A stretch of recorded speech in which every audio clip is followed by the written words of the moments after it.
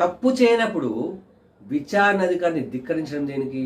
విచారణ అధికారిని విమర్శించడం దేనికి? విచారణ అధికారిని విమర్శిస్తే, బెదిరిస్తే భయపడి పారిపోతారా? కేసులు నీరుగారిపోతాయా? అసలు ఏమనుకుంటున్నారు కేసీఆర్? తానే తప్పు చేయలేదు. విద్యుత్ కొనుగోలు కావచ్చు, విద్యుత్ కేంద్రాలు, నిర్మాణ కేంద్రాలను కూడా ఆ విషయాల్లో కూడా ఎటువంటి తప్పు చేయలేదు. మేము నిష్పక్షపాతంగా విద్యుత్ కొనుగోలు చేశాం. ఎక్కడ తప్పు చేశాం?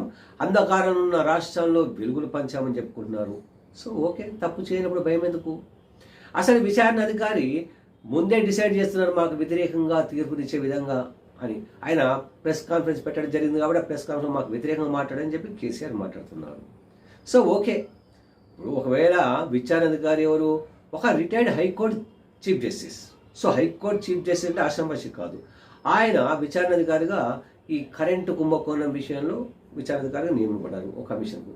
సో ఆయన ఒకవేళ తప్పు చేస్తే, మీకు కనుక కరెక్ట్ ఇవ్వకపోతే, మీకు వ్యతిరేకంగా మాట్లాడితే, మీకు వ్యతిరేకంగా నివేదిక ఇస్తే కోర్టులు ఉన్నాయి, హైకోర్టు ఉంది కదా, హైకోర్టు ఆశించవచ్చు కదా. సో మీరు విచారణ అధికారిగానే అర్హత లేదు మీకు, మాకు వ్యతిరేకంగా మాట్లాడుతున్నారు, మీరు విచారణ అధికారి నుంచి తొలగిపోండి కమిషన్ నుంచి అని చెప్పడం ఏంటి? అంటే భయపడుతున్నారా? అంటే ఒక జడ్జిని, రిటైర్డ్ జడ్జి అయినప్పుడు జడ్జే కదా ఆయన కూడా. ఇప్పుడు న్యాయం ఏదైతే కమిషన్ ఉందో, కమిషన్ చైర్మన్ అంటే ఒక జడ్జే కదా. సో కమిషన్ చైర్మన్ని కూడా మీరు ధిక్కరిస్తాడు అంటే అర్థం ఏంటి?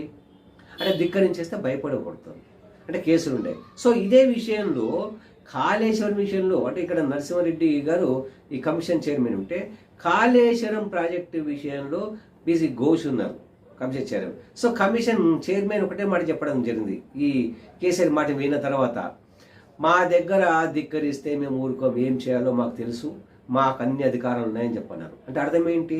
చట్టం పరిధిలో వాళ్ళు కూడా జడ్జీలు కాబట్టి, జడ్జీలుగా పనిచేశారు కాబట్టి వాళ్ళకి తెలుసు. సో మీరు సీఎంగా చేశారు కాబట్టి మీకు తెలియదని కాదు. కానీ ఇక్కడ జనాలందరూ విస్తుపోతున్నారు.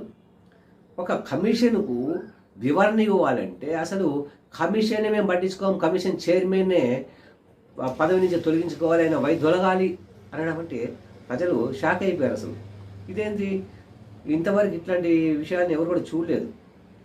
సో మరి ఇదే మొండె వైఖరి అవలంబిస్తారా? కాళేశ్వరం విషయంలో కావచ్చు, మిగతా కేసుల విషయంలో కావచ్చు. అంటే ఇప్పుడు రేపు పొద్దున ఫోన్ ట్యాపింగ్ ఉంది, ఫోన్ ట్యాపింగ్ ఇక్కడ మన ఏసీబీ చేస్తుంది. అట్లాగే మనకు మన గొర్రెల స్కామ్, ఆ గొర్రెల స్కామ్ విషయంలో ఈడీ కూడా ఎంటర్ అయింది.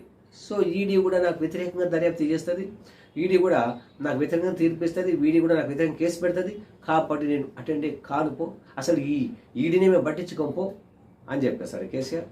సో ఈడీని పట్టించుకోకపోతే ఏమవుతుంది? అలా కూతురు ఎక్కడుంది? సో మరి అన్నిటిలో కూడా కోర్టులు ఏం చెప్తాయి? కోర్టుని మనం పరిగణ తీసుకోవాలి.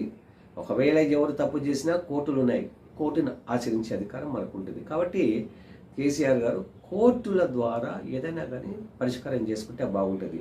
ధిక్కరిస్తే చివరికి ఆయనకే ఇబ్బందులు ఎదురవుతాయని మేధావులు భావిస్తున్నారు.